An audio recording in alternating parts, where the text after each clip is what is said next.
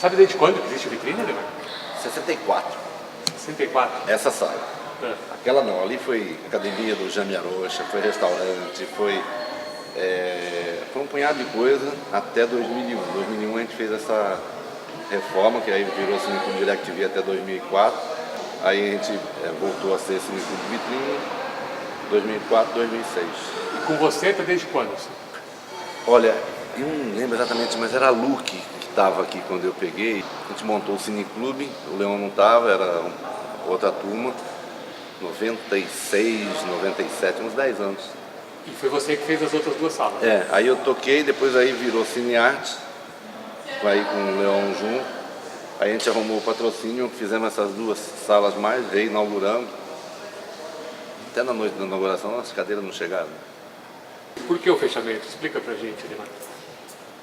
Não, tipo assim, nós tínhamos um contrato, estávamos conversando sobre o contrato, mas há à disposição da família proprietária de utilizar o imóvel para fins próprios. Nem sei para quê, mas não importa. Assim, e aí não houve uma possibilidade de renovação, de continuidade da atividade de cinema, independente até de questões locatícias ou coisa parecida. Era mais uma questão de vontade de utilização própria. O imóvel é deles, sabe? O direito de propriedade existe e os contratos existem, e a gente chegou num ponto de acordo em que tudo bem, então vamos fazer assim, combinamos de como fazer, que é sempre triste, velho. É o segundo cinema que eu fecho só, sabe? Em toda a minha de quase 25 anos de trajetória, é o segundo. Fechei o ano passado a salinha do Espaço Leblon e esse ano do Vitrine. Então eu não tenho muita experiência disso. Não quero ter também. Deve ser muito triste fechar um cinema, né? Ainda mais sendo um problema financeiro, né? E é uma questão do tipo de você batalhar pela diferença. Principalmente se eu fechasse um cinema num local, num shopping, coisa parecida, se eu tivesse igual, tudo bem, mas a gente batalhou durante anos por experiências de recuperação de imóveis, de recuperação, de acreditar que qualquer cinema poderia ser recuperado, cativando uma determinada plateia para ele se manter. E isso tem uma influência urbana considerável. Vide o Espaço Unibanco, que há 14 anos pegou a Augusta num momento de para baixo e de uma certa forma foi responsável pelo levantamento da área, em termos de botar gente para circular naquela região.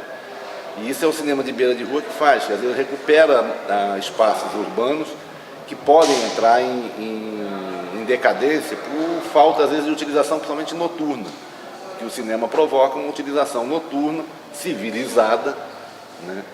E que é uma, assim, você briga com qualquer cinema de beira de rua, a questão de estacionamento, segurança, uma série de elementos que são contrários, né, à atividade. E que você tenta se defender com os lojistas, com os comerciantes, né, de criar um mecanismo de poder manter a atividade. E a experiência que a gente teve, eu tive no Rio, tive em São Paulo, tive em outras cidades do Brasil, de recuperar cinemas de beira de rua. Em Juiz de Fora eu recuperei um cinema que estava fechado há 15 anos. Né? É uma experiência interessante, difícil, árdua, tipo assim, muito complicada de se manter. O mecanismo que a gente inaugurou em São Paulo, de dar o nome do cinema para um patrocinador como forma de reconhecimento da manutenção daquele espaço, que hoje a gente vai continuar com o Espaço Unibanco, com o Cine Bombril, com a Sala UOL, não à toa os três têm um nome de um patrocinador que ancora a continuidade da atividade. Aqui o Vitrine, que teve o patrocínio que permitiu essa reforma do DirecTV, só não teve continuidade por mudanças na estrutura do patrocinador, é uma coisa tipo assim, que você vê que é possível fazer, é possível ter. Quantos cinemas de beira de rua fecharam em São Paulo? Daqui a pouco você vai ter só um único, quem quiser ir a cinema vai a shopping, mas não precisa ser o único. Né? Aliás, o único sempre é ruim, de qualquer lado. Eu não advogo contra qualquer cinema de shopping, eu acho que tem o seu lugar, nós temos mesmo o Frei Caneca, que tem muita gente que vai, Mas a questão de não tem que substituir um pelo outro. E o fator urbano é fundamental. Eu acredito que boa parte do centro de cidades brasileiras que estão, na maioria delas, todos abandonados, a atividade noturna, seja de teatro, de show, de cinema, cultural, ela é um dos elementos fundamentais de recuperação do tecido urbano e da convivência em locais que, às vezes, por não ter atividade durante a noite, ficam abandonados, né? Eu acredito nisso em termos de postura ambiental mesmo, de cidade onde se vive, e normalmente esses cinemas, quem os faz, normalmente é gente da cidade, sabe? Tipo assim, é a turma da cidade que os mantém. Por quê? O reconhecimento de uma parte da população que aquilo é importante. Hoje em São Paulo, assim, dá para contar nos dedos quantos cinemas desse tipo você tem, né? E alguns recuperados recentemente, que é o caso do Belas Artes, o caso do Reserva, outros que ainda sobrevivem se mantendo com o Gemini, que aí é questão do imóvel próprio e tudo mais, e fora os que já fecharam, né? Outros que se recuperaram, se modificaram, como o Bristol, né? O próprio Lumière, e eu acho importante isso. Teve algum momento marcante que você lembra aqui no Vitrine, nesse tempo que vocês estão aqui? Algum momento? Não, o Vitrine foi aquele cinema, já teve assim, aqui já teve Festival Mix Brasil, com abertura, com 500 pessoas, quase 1000 pessoas ocupando isso aqui tudo, na Mostra Internacional de São Paulo, o ano passado mesmo, passou aqui acho que 20 mil pessoas durante a mostra, viveu lotado. Já teve festival de documentário, já teve festival de curta, já participou, então, todas as manifestações da cidade. Mas a característica do Vitrine era ser um cinema de bairro. Não adianta querer fazer numa sala uma vocação que às vezes ela pende para outra, né? Não é uma sala, às vezes não é uma sala para o filme ficar 6 meses em cartaz, ele fica menos tempo porque ele atende uma população circunvizinha, né? Que é o caso desse cinema, que tinha uma população moradora por perto que vinha pelo fato de não ter ferveção, de não ter o agito ser menor, né? Além do fato de estar numa galeria tranquila e tudo mais, ter estacionamento. Tinha umas vantagens assim que fidelizavam uma clientela, além de uma programação que aqui a gente sempre se pautou, na maior parte das vezes, uma programação independente, e mais, que a gente está perdendo também, que é uma programação de continuidade, que não tem circuito de continuidade.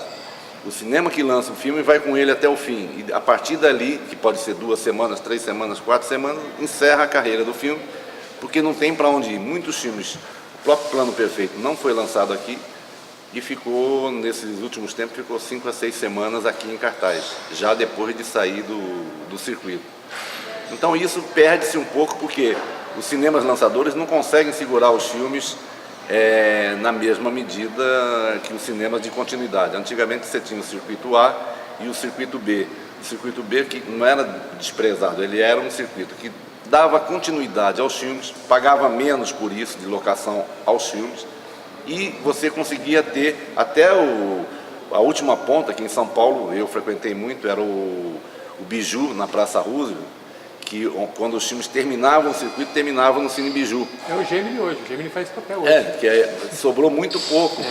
Antes eram circuitos mesmo, de salas que tinham uma gradação de lançamento que dava a humanidade do tempo para poder se ver o filme. Hoje a velocidade do mundo está num tal ímpeto que está desumano, porque se você quiser a informação, você tem que correr aquilo que deveria ser uma fruição vira um estresse. E parece que é o caminho do mundo. O mundo caminha para a velocidade. O problema, se a gente for ver hoje no circuito, você tem 70% quase do circuito ocupado com 4 filmes: Código da Vinci, Missão Impossível, Era do Gelo e X-Men. Então os outros filmes todos a gente pede mais 3 salas que era uma válvula de escape. E onde você poder ver aquilo que você não conseguiu ver na época do lançamento. Que é o caso, por exemplo, do Plano Perfeito, que foi um filme que deu resultado, está quase com 1 milhão de espectadores no lançamento dele no Brasil, mas que muita gente não vai ver em cinema porque de repente não conseguiu. E nós aqui, o sucesso dele de ficar 5, 6 semanas é porque deu gente. Ainda teria mais umas 4 semanas para ficar. Certo. E Marco será o último cinema que você fecha, porque eu sei que a você abre bastante. Obrigado. A única característica que tem engraçado, eu tenho uma arquiteta que trabalha comigo desde 85. Os únicos 2 cinemas que ela não fez foram os que fecharam. E ela não fez. Então você não pode mais deixar. Não, né? Mesmo que não tenha Estava que fazer, você lembrando jogar hoje, uma reforminha. esse aqui não foi ela que fez, e o do Leblon não foi ela que fez. Acho que a mulher coloca um grupo ali, né? De pé quente.